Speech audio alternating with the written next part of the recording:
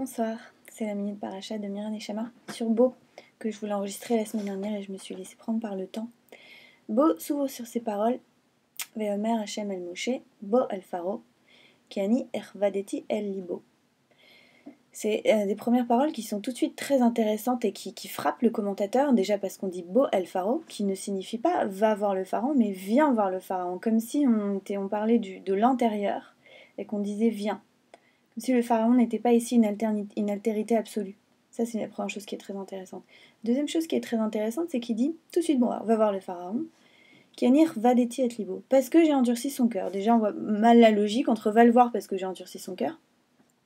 Mais surtout, ici, il y a une question de vocabulaire, de terminologie, de traduction. Parce que nous, on traduit ça par j'ai endurci son cœur. Pour que je doive susciter les plaies, pour que tout le monde soit témoin de ces miracles, pour que vous croyez en moi. Bon, ok, tout de suite la paracha de Bo s'ouvre sur l'explication des plaies, en fait, la raison des plaies. Mais moi, ce qui m'intéresse, c'est cette question de vocabulaire. J'ai endurci son cœur. En réalité, ervadeti, la racine, c'est raf, vet, bet, c'est ça. Raf, vet, daled. C'est kavod, kaved. Et kaved, ça veut dire lourd. Et nous, en général, on l'utilise au sens de kavod, comme quand la Mishnah elle dit on ne peut pas prier ele betor rosh koved. On ne peut pas prier sauf avec une tête lourde, c'est-à-dire une tête qui s'incline, c'est-à-dire avec respect. Donc, koved, kavod, la lourdeur, en général, nous, on l'assimile au respect. Et ici, dans ce passouk, il est assimilé à l'inverse, il est assimilé au manque de respect, justement, de Pharaon pour Moshe, pour le Dieu de Moshe.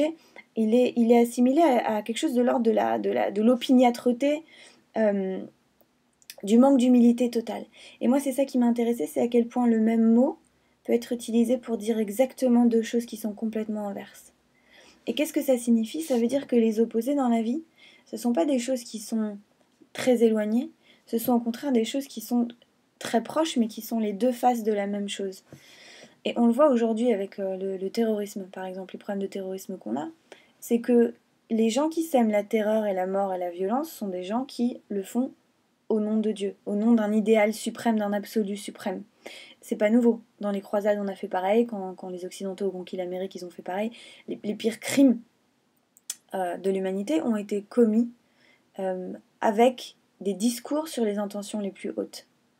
Et moi, c'est la kavana que je retiens là de cette lecture là de Bo, et c'est la kavana que je voudrais vous offrir. Par rapport à cette lecture de Bo, c'est méfions-nous des absolus. Les absolus, c'est très inspirant, c'est très, ça provoque beaucoup d'enthousiasme, mais il faut savoir de quelle face, de quel côté on se trouve de l'absolu et être très prudent par rapport à ça. Savoir que quand il y a une double face, justement, le retournement il peut être très rapide. Et peut-être que la kavana que j'en tire, c'est de suivre la voie que suggère Maïmonide, qui est la voie médiane, la voie du milieu, la voie de l'équilibre. Voilà, c'était la minute paracha de Mira Neshama. À bientôt.